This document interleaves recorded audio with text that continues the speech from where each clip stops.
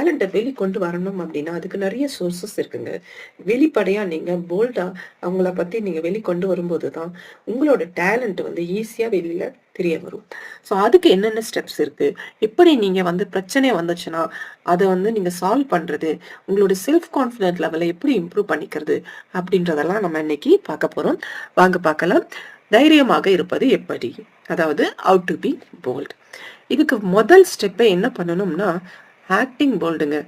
நான் ரொம்ப தைரியமா இருக்கிறேன் அப்படின்னு நடிக்க கத்துக்கோங்க.